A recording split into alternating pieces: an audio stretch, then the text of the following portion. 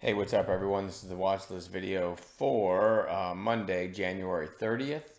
Two trading days left in January. Another strong day for the overall market. SPY up again, firmly over the 200-day, firmly over that 400 area that has been, kind of bouncing up and above and below for a while now. So anyway, holding up really well. A couple highlights before I get into the watch list for tomorrow. SOUN. This was from Friday. If you didn't make it to the chat room, Kevin P gave us SUON, this early high of 179. His idea was back through it right there because you had the previous day's high above. The daily chart looked good, and it breaks 179 and goes all the way to 239. Percentage-wise, very, very nice call, and didn't take very long. As we always talk about, the entries that we teach and entries we look for pretty much should work right away. And that's born out of me years ago hating taking a trade and being read right away. So we put together, system, or not a system's a terrible word, setups that hit certain inflection points that generally that's the moment, right, where bulls are taking charge, and there's nothing better than being green right away in a trade, because then your only issue becomes when to sell, and that's a fun problem to have. And as always, we scale out into strength. And then GNS during the lunchtime Q&A. Remember, I'll take Friday's candle out of it. Had it on bounce watch because of this early strength or the recent strength and then kind of flagging. And then on Friday, let's see, around 11:15 is when I do the Q&A. So it probably looked about like this. And I always say, hey, who has any ideas that you're watching right now? And I said over the mic, one of mine was GNS over the early high of 346. Preferably, I said, in the final hour. It didn't wait till the final hour. It started to come up here, but again, with the great chat room we have, Ramesh gave a heads up. Hey, this is getting close to the high of day break, and you can see the volume coming in. So you got a second alert even after my verbal idea over the mic, and it breaks the high of day and really, really rips. So there's another neat percentage gain and another one that pretty much worked right away. All right, so there's a couple highlights from Friday. What are we watching for Monday? BZFD, really, really, really extended.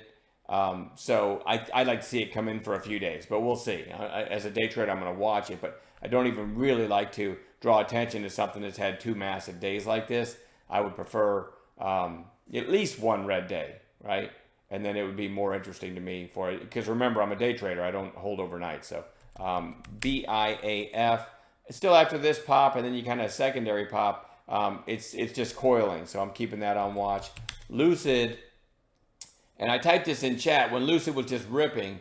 And this is sort of a testament to using TweetDeck and using Twitter or FinTwit, whatever they call it, to kind of understand why things are happening if you follow the right people.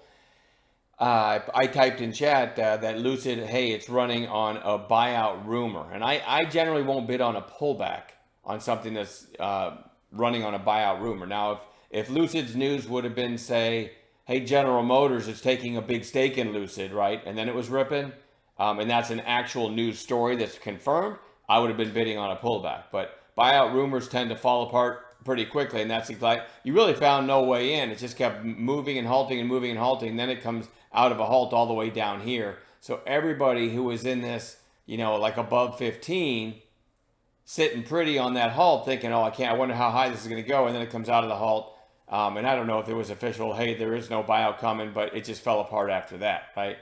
Still closed in about the middle of the range of this big run, though. So with that rumor out there on Lucid, I will look for a long entry now. But again, it's not something I would have taken a pullback on the run because of that rumor. Anyway, long story short, it goes on a chart for Monday. CVNA, which is Carvana, had this big 2-day run here that topped out at 844. It's gone sideways for a while and starting to curl back up. Actually broke 8 again on Friday before settling in at 777. Look at that. Maybe that's a sign. So anyway, I like the looks of the daily chart. We're going to watch CVNA.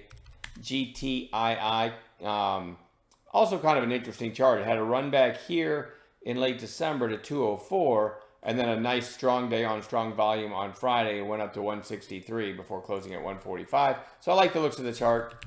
BYND is Beyond Meat, which kind of had a little breakout on Friday. Closing well off its highs, though, but they did have a headline. So I do want to keep that one on watch. AI, which gave a beautiful buy zone pullback on Friday that I missed by maybe a nickel. I got too cute and tried to bid under 16 for the whole number flush. So yeah, I was literally sitting at like the 1596, and that's for me. And I talked about this in chat. This is an example of getting a little too cute with a bid when this was sitting mid fives buy zone, and I was already looking to buy a pullback. I should have bought some here mid fives buy zone no matter what. Maybe added if we got that flush. Then I could have ridden this from slightly over 16 to what did it go to 18, almost 18.20, right? Anyway, did have a nice breakout on Friday. AI, not the company, well, the company too, but AI, as far as artificial intelligence, seems to be the current buzzword in the market. Think back to Bitcoin and COVID and anything that had those in the headline back in the day, they would rip. The market seems to try being, how do I word this? The market is trying to make AI the next one, is almost how it feels. Like, I don't know if it's really caught on yet. But I definitely think it's a theme that may be developing. And as traders, man, do we love themes, right? So we'll see. Let's kind of keep our eyes on AI plays, if you will. NRGV still coiling, had a nice little pop on Friday, but this one's been on watch. The chart looks good, so it stays on long watch. GNS got that bounce off the 8-day, really strong back here. So with a green day on Friday, I'm going to watch it for a follow through of Friday's bounce. And then FOXO, which by the way did run on the AI theme. It went from 55 cents to $1.45 before settling in right around a buck. I actually had a decent trade in this one on Friday. Speaking of whole number flushes, on the whole number flush right here, mid fives buy zone. Didn't go as far as I wanted, but it went up to like a $1.30 from a 98 entry. Sadly, I wasn't still in it for this run, but I was selling into this pop and still made some decent money.